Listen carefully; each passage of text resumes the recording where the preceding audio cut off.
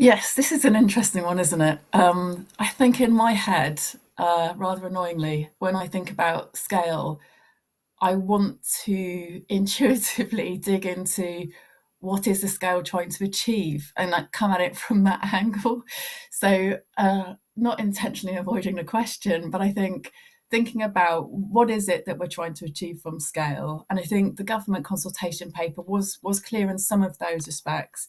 So I think in particular they talked about access to private markets, and they talked about negotiation on price in private markets, and in a looser way, perhaps a less qualified way or less quantified way, they talked about efficiency.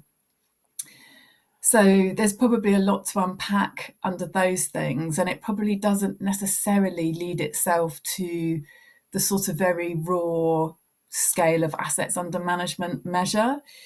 I think that there's a kind of an additional challenge for government, which is the ease of regulation as well, which I think plays a big factor in where they might be going with this.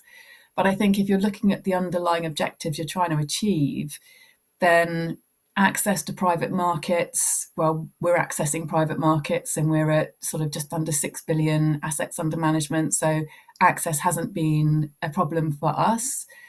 I think they also talked about negotiation on price. I think that could lead you to think about assets under management, but perhaps at a provider level.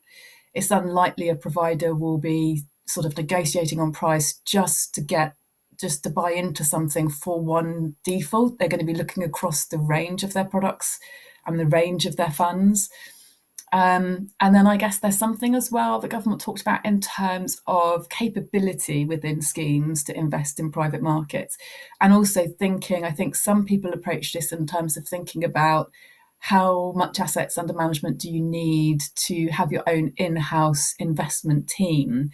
And what I'd say on that one is I know there's lots of different shapes and guises for that, but I would say in some business models, such as now pensions, the scheme sits within a broader business group, which has its own investment specialists and specialists in private markets.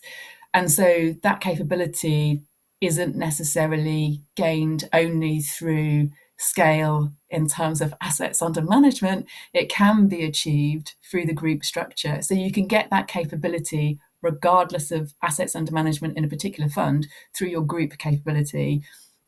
So I guess, I think the measure of scale could range quite considerably when you take into account the different business models that are out there and the different ways of achieving what this scale is aiming to achieve. I think in terms of efficiencies, I think the one gap we kind of saw in the consultation paper was there wasn't much discussion over efficiencies that are gained through the number of members within the scheme.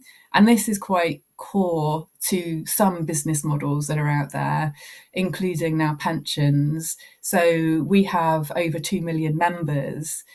We have a certain approach to how we manage our efficiencies, and we can develop a business model, or we have successfully developed a business model that is delivered over time now, that utilizes that sort of scale in order to get efficiencies around the administration costs, for example. So there's different types of efficiencies, and there's different models that will focus on different aspects of scale and different aspects of efficiencies to make sure that you're getting a good deal for the member at the end of the day.